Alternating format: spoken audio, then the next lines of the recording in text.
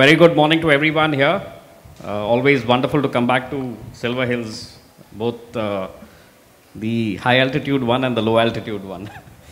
I'd like to thank Father John for having invited me. And it's an honor to be sitting among such esteemed guests as Mr. Jayakumar on the dais. I mean, he's quite a renowned IAS officer of the state and has done a lot of justice to the administration of the state. And in fact, when he was in the education department, I was just telling him that there's a lot of difference in the standard of education in Kerala as compared to the other states of our country. Firstly, at the outset, I'd like to congratulate all the office bearers, who will be putting on the sachets today and wearing badges of appointments of Silver Hills.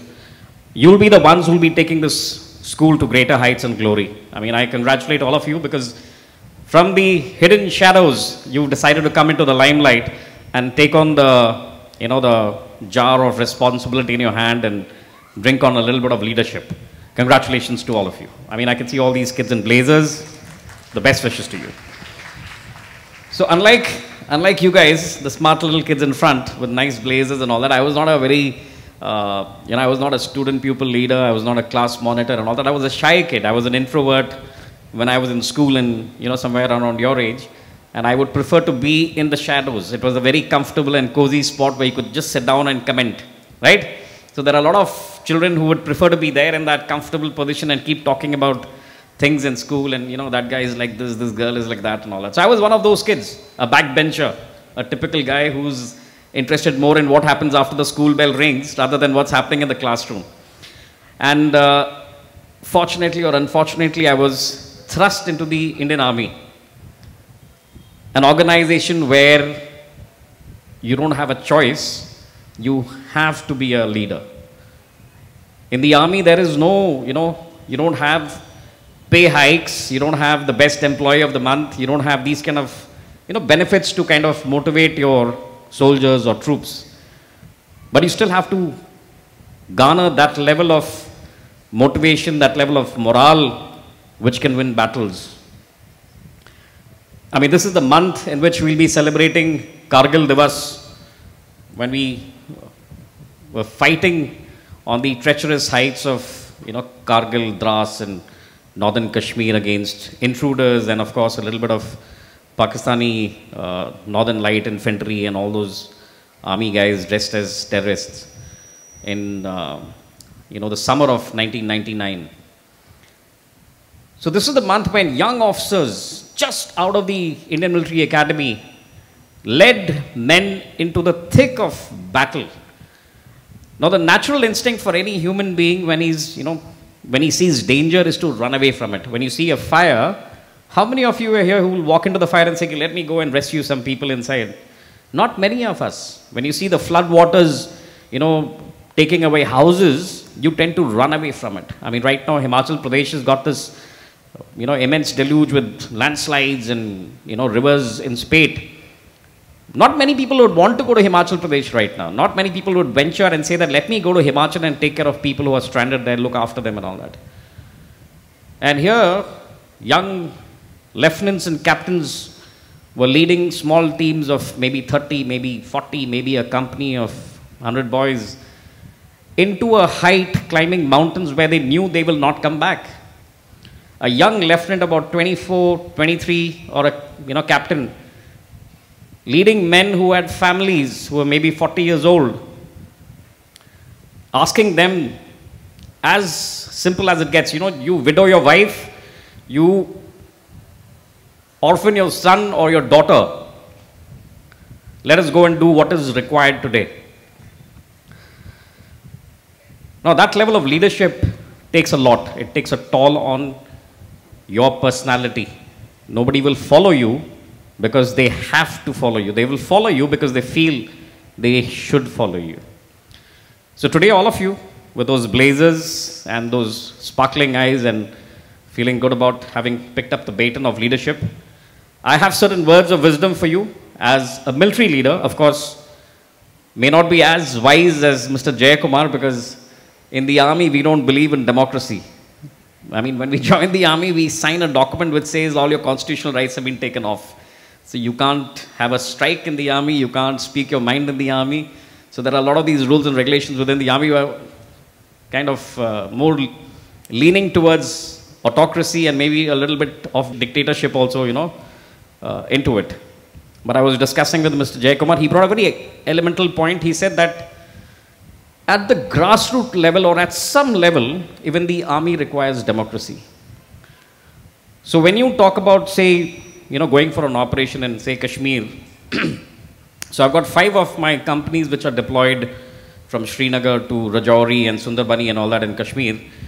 So when these company commanders have to take the teams for an operation, they have something known as a briefing and a debriefing. So debrief is something you do after an operation, and a briefing would be something where you do before an operation. So in these kind of things, they would generally sit down, come up with a plan, and thrash it out democratically in that gathering by asking opinions, ideas, and understanding if there is something else that can be made or included in the plan to make it perfect, so that the objective, the task is achieved no matter what. So that made a lot of sense to me, because despite when we look at the army as an organization, we look at army as an organization of leadership, and we look at leadership itself as a very autocratic kind of a concept in the army, where you pass orders, you listen to orders, and you follow them because you're supposed to follow them. There is this element of democracy in it, in which there is a controlled democracy, not as liberal as what you would find in civil society. Anybody rebelling in the army is liable to get shot. I mean, in the face of enemy, something like mutiny, or anybody has too much of dissent in, no, I don't want to go to that mountain, I can't attack it. I mean, the options are very meager when it comes to the army. So I'll talk about a little bit about some of these instances. So I'll start with one of my own incidents when, from a shy introvert kid who was not interested in, being part of the stage, being part of the kids with the blazers on, with, being the school captains, I got into the armed forces. And as I said, you don't have time to decide your strategy to become a leader. You have to fill in those boots from day one. They give you some kind of a tenet that, you got to be with the men, you got to love your men like your own son, you got to be a brother, and, we have that quotation in the army where we say that you talk about another soldier, you say he's a brother from another mother. So we follow those kind of concepts in the army. So I was about 23 years old, deployed in Assam, and we were looking at counterinsurgency operations there when United Liberation Front of Assam, that is ULFA, was predominantly dominating the eastern portion of Assam, which is Tinsukia and all that.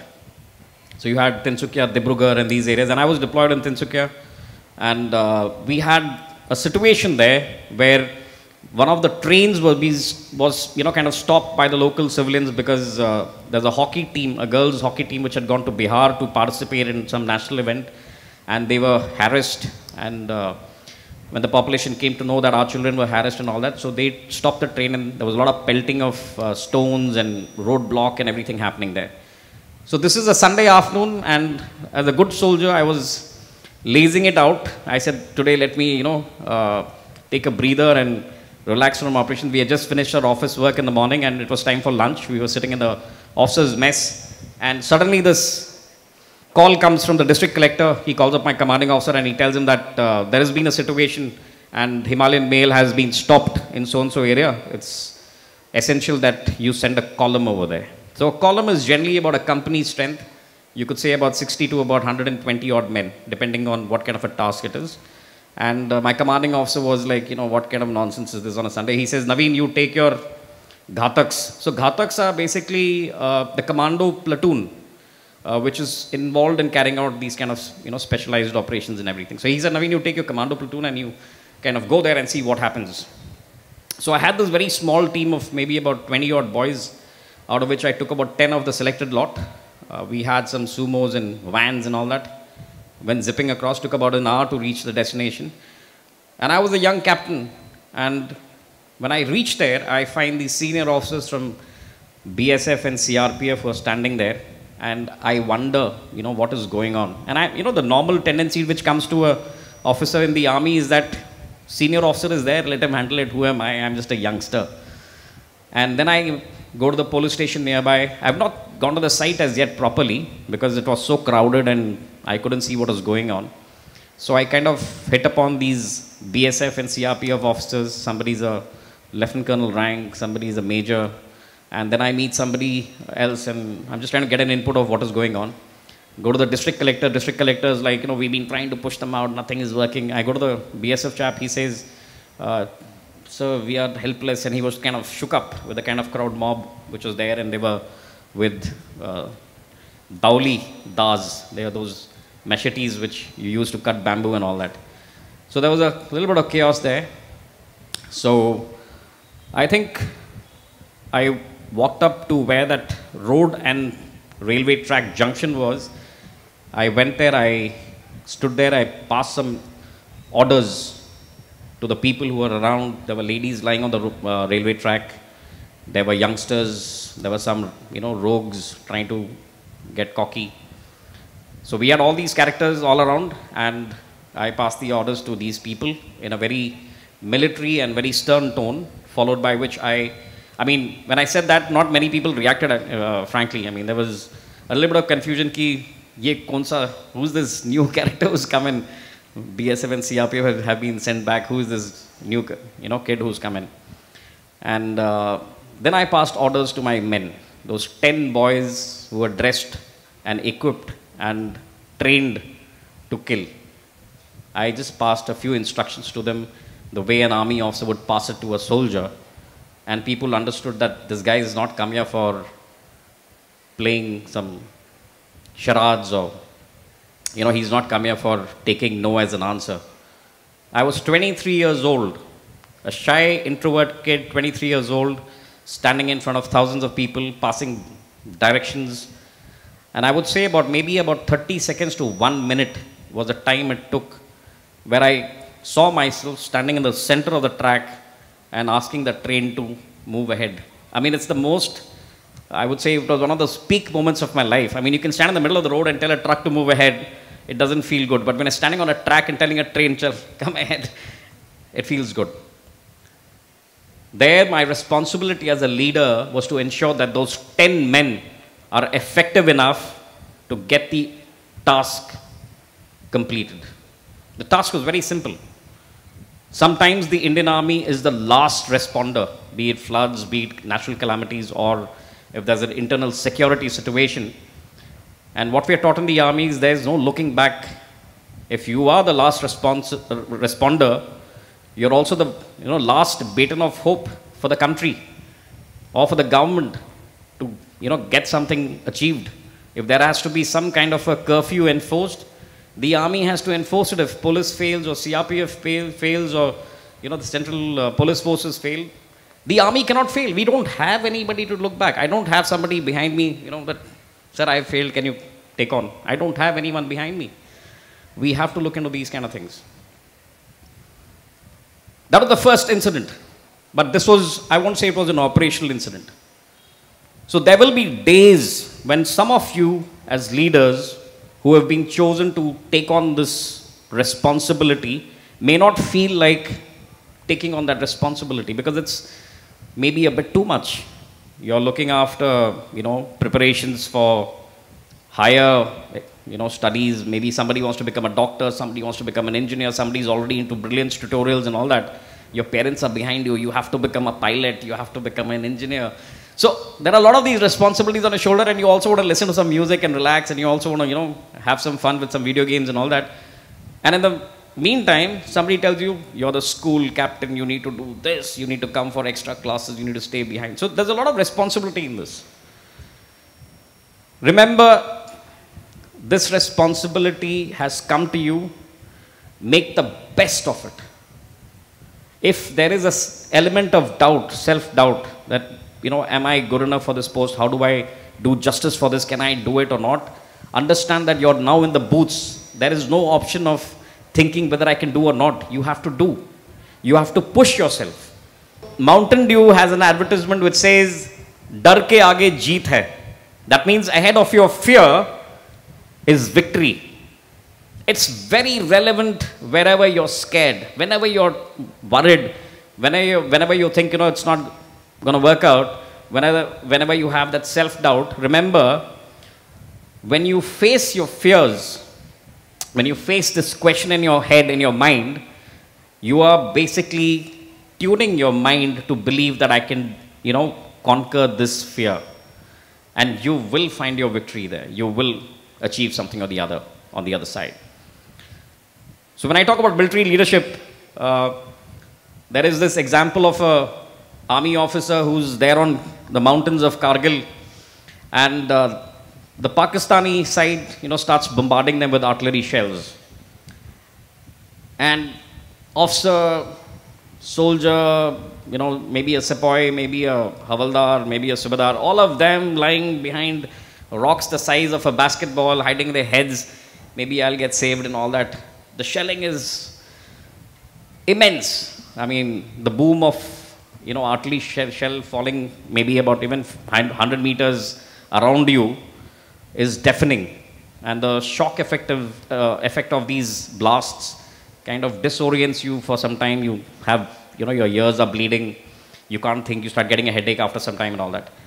So all this happens, then suddenly the shelling stops. This officer is walking around, and he starts meeting each guy. And in Hindi, he says, "Arey, tu bhi jinda hai." So that's the humor in the middle of all this trouble. The officer is just basically going and taunting.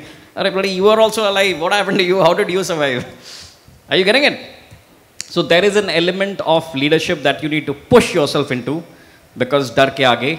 What kind of leaders do you need to be? Now, the army, it's very easy to be a leader, because as an officer or as an enlisted soldier, you have a hierarchy. Somebody is a lance corporal, somebody is a lance naik or lance havaldar. They have rank structures. Anybody who's got an appointment has to be a leader, no matter whether he likes it or not.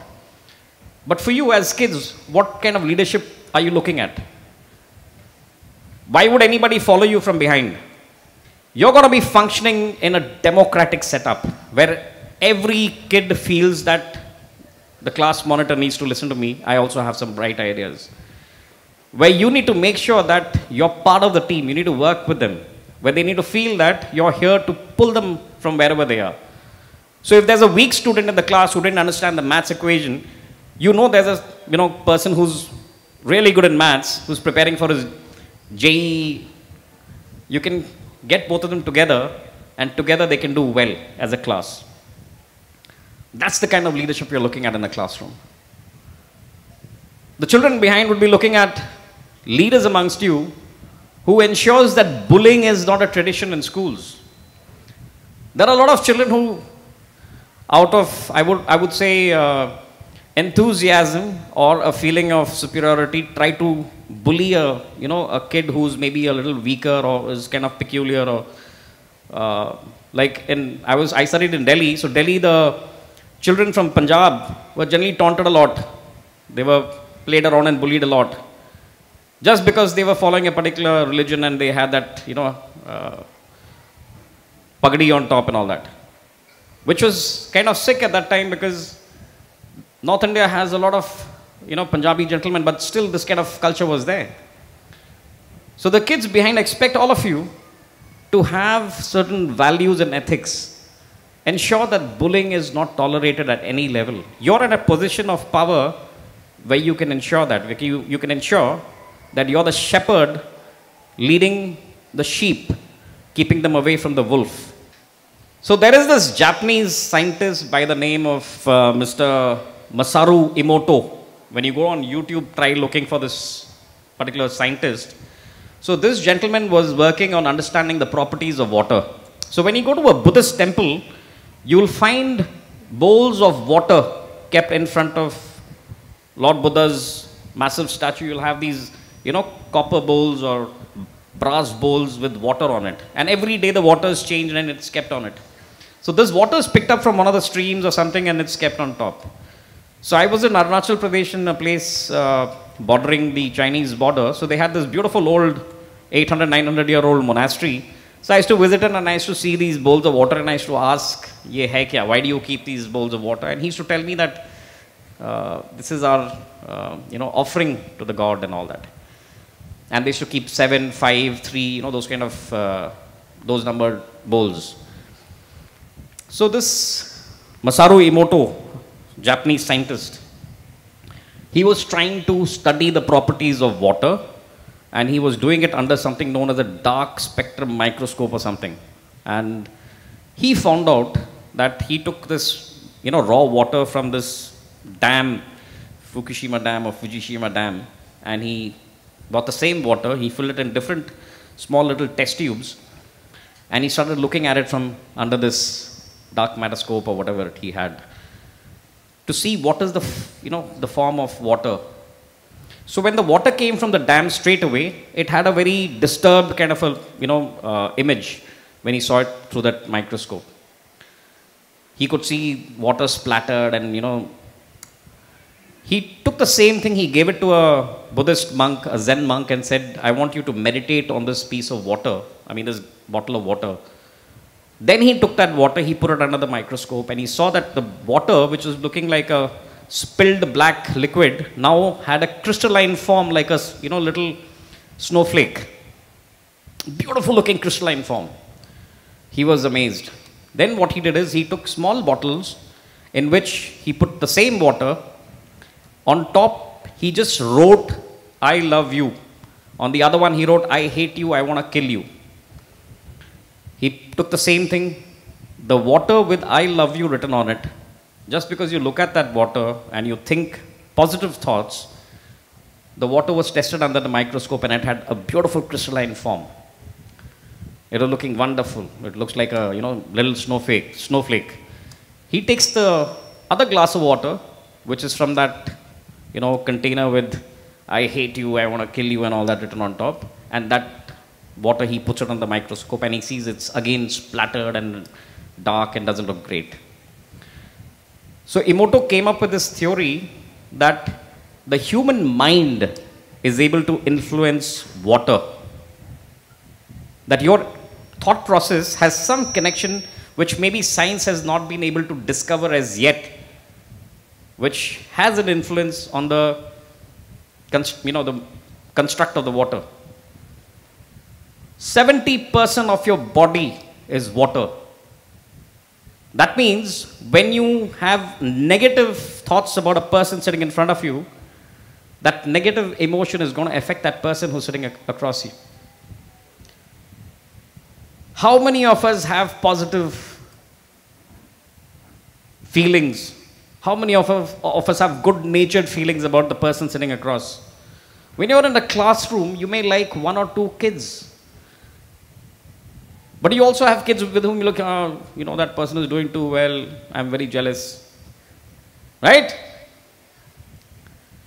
So your body's 70% is getting affected. Be careful in school when you're doing, when you're sitting with other friends. Be good to each other. These are your foundation years of your life. These are the years which matters the most. You get out of this place, you get to college, maybe a little bit more years of, building yourself up. You're out into the free world after that. You may not have friends. Today, a lot of these senior old gentlemen that you might be coming across, their best friends would be their school classmates. I have a friend who's working with Facebook. When I was in Delhi, he was the connect I had. So when I started Facebook, the first blue tick I got was within a month. He was in Facebook, he said, hey, don't worry, dude. You will have your lifetime friends made here. Be good to each other. Right? So I wish all of you, each one of you, the very best. Do well. Be democratic in your dealings with your classmates. Understand that you are not in charge of these kids. You're responsible for those put in charge of you. So you're responsible for every child, every brother student that you have, sister student that you have. You're supposed to uplift them. Somebody's feeling low, be good to them. If you're not able to handle the kind of problem that child is going through, you have a counselor, you can take them to the counselor. Create an atmosphere of positivity in the school. I feel really positive coming to Silver Hills because of Father John. Every time I come to his office, he was earlier in the high altitude school. So Father John and Mrs. Vrinda and all were so positive in reaching out to us that there's so much of positive energy in the school. I used to feel nice coming to Silver Hills. I could leave my work and I would say that let's go to Silver Hills. That was the kind of atmosphere I found here. Create that level of positiveness in you so that the 70% of each other is sparkling, bright and shining and always feeling good and positive. Right? Now, for those of you who are not sitting in the front row and are, probably at the back, I'm sure a couple of years from now, you'll be something like me standing in front and giving a lecture to kids that on leadership and democracy maybe. So don't feel shy to push yourself beyond your shyness, to push yourself beyond your, that feeling that maybe I may not be that good. Don't worry. Push yourself. Once you sit on that table, once you wear that mantle of, we are on that, the stage, you will get the strength to do what you're supposed to do. Like I always say, the universe will conspire to give you what you desire. Push for it. Push for it. Push for that. Force yourself. These are your founding years, so this is the time when you need to decide that what kind of a person I want to be. Mr. Jayakumar was talking about ethics. I mean, in the military, we work in an organization where we have something known as the honor code, where integrity, honesty, and all is supreme. A soldier's word is considered, to be golden words. You can type it down and write it down that he said so.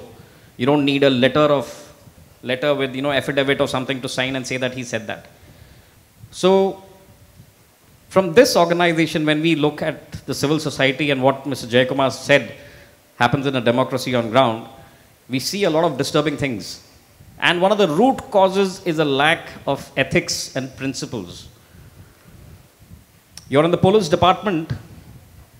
I was recently able to meet one of the ADGs of Kerala Police, Mr. Shiju, quite a positive person.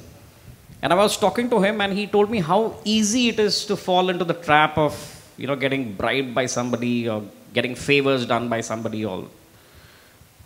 Because you have so much of power as a district collector or as a,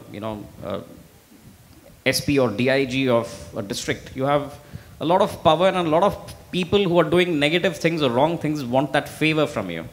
They turn a blind eye, I'm going to do this. Don't check my XYZ and all that. So tomorrow, we need leaders in every field with ethics and principles, especially in the democratic setup. So if you have a district collector, he should be like Mr. Jayakumar, who's got solid ethics on what he should do and he should not do.